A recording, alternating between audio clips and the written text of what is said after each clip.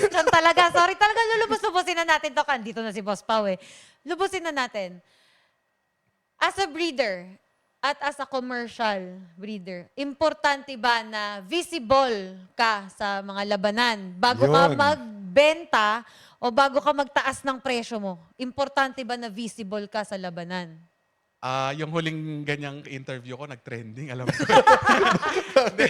Hindi ko alam, nag-trending. For me, legitimate question. Legit naman question. talaga. Kasi pinagtatalunan yan sa social media eh. Madaming nagsasabi, puro ka lang naman benta, hindi naman proven yung bloodlines mo, hindi naman proven yung manok mo. So, kinakailangan ba talaga na may resibo na nananalo ang manok mo from you or pwedeng from the buyers bago ka magpresyo o bago ka magbenta? Sa akin kasi, importante talaga lumalaban. Kasi yung word na yung sport natin, tapos may nakasulat game. Ibig sabihin ng game, contest, di ba? Oo. So, dapat pinaglalabanan. Yun. Hindi naman pwede yung record mo lang, yun yung aangkinin ko eh. So, kailangan talaga, sa dami na magandang, sabi ko nga, ang daming magandang no-pot money ngayon.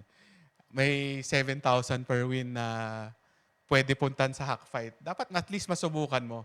Kumbaga, paano ka magluluto kung di mo natitikman? Di ba? Yung sarili mong luto, kailangan tikman mo rin. So, yun. Para sa akin, yung sinabi ko dun sa nag-trending, yun pa rin yun. Yun pa rin yung sasabihin ko. Kasi Ulitin mo na. Para malaman Hindi, din ng kailangan mga talaga viewers. lumalaban. Kailangan talaga lumalaban. si Sir Pao is in a unique category of breeders. Eh. Si Sir Pao, among others, Congressman Sonny Lagon, Arman Santos, AEJ.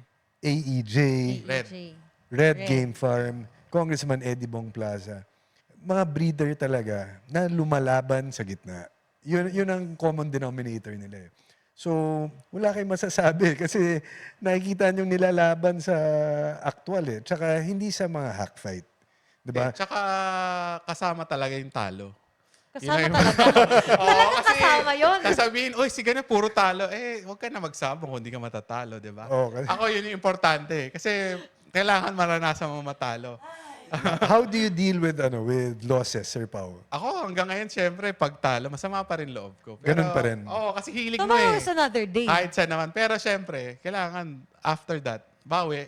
Yun nga masarap sa sport na to eh. Accept